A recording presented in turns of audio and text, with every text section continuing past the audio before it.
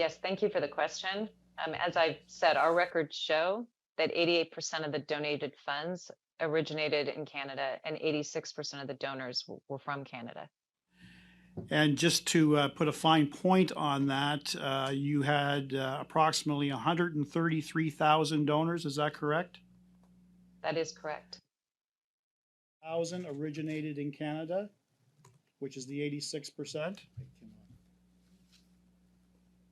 Yes.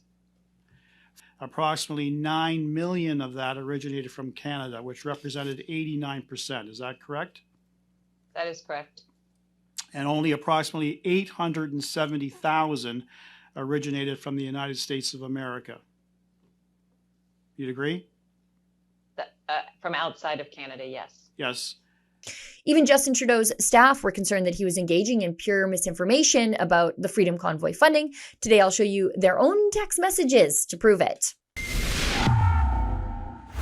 Evidence of the concerns of Prime Minister's office staff about Prime Minister Justin Trudeau's wild speculation, half-truths, and mistruths about the anti-mandate Freedom Convoy to Ottawa last February is found in documents submitted to the Public Order Emergency Commission.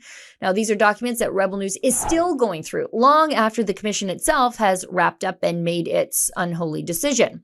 Now, for those of you who don't know, and I don't know how you couldn't, the Freedom Convoy was the trucker-led anti-COVID mandate demonstration which landed in our nation's capital the last week of January 2022 and remained approximately 3 weeks before the Trudeau Liberals used the never-before-used counterterrorism law called the Emergencies Act to arrest the convoy leadership, seize their assets, and give police extraordinary powers of arrest and confiscation.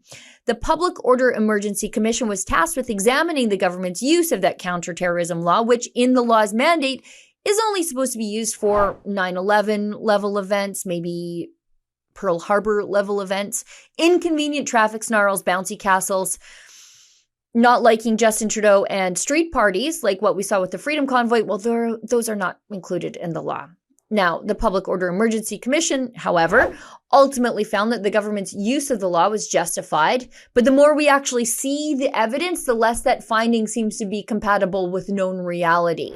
Like these text messages I'm about to show you here between Tyler Meredith, a policy advisor in the Prime Minister's office, Alex Lawrence, the Director of Communications for the Deputy Prime Minister, Chrystia Freeland, and the Minister of Finance, and Faris Nathu, an issues manager in the Prime Minister's office. It's a panicked text exchange about something bizarre the Prime Minister said. Look at this. Send you an email. We need to counter-propose something quickly because there be a pretty out there comment from the Prime Minister. I suppose this could probably be an evergreen text exchange because Trudeau says some pretty out there stuff every single day, doesn't he? Let's keep going. Need feedback ASAP, to which someone replies, I would cut that first line. We don't know that, as in the first line was completely made up. But there's more. This text message exchange involves those first three political staffers, but they brought in someone else, Shannon Zimmerman, the Director of Operations for the Prime Minister's office. These four now are busy fact-checking the Prime Minister on his wild claims that we now know were disinformation. The Prime Minister said 50% of funding for the protest is foreign funding. Now, to bolster this, these four rely on reports from the mainstream media that were also definitely wrong. We've seen some reports that estimates as much as 50% of the funds were donated from abroad. There's no possible way that they could have an accurate estimate unless that number came from the crowdfunding platforms, but the crowdfunding platforms never said that. These people were just making it up. We know this isn't true. The crowdfunding sites disproved this disinformation during their own testimony before House of Commons committees. Justin Trudeau was just flatly lying.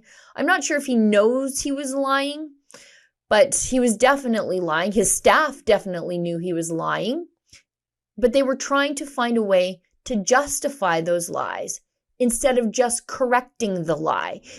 After a flood of misinformation and disinformation washed over Canada, including from foreign sources, after these illegal blockades and occupations received disturbing amounts of foreign funding to destabilize Canada's democracy, it became clear that local and provincial authorities needed more tools to restore order and keep people safe.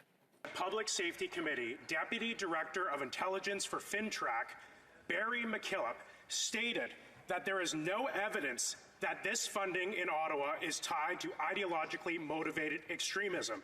Under further questioning, he stated that there has been no spike in suspicious transactions. Under what basis is this government freezing the bank accounts of Canadians in violation of Section 8 of the Charter against unreasonable search and seizure? The Right Honourable Prime Minister. Speaker, I think it is going to be extremely important that in this House over the coming days there will be important and robust debate on many such issues. But I can highlight once again, Mr. Speaker, that the Charter of Rights and Freedoms continues to apply.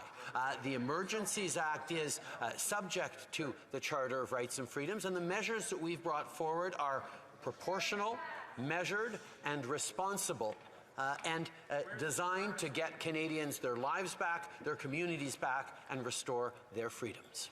And yet, these are the same people who now want to tell you what is or isn't disinformation on the internet.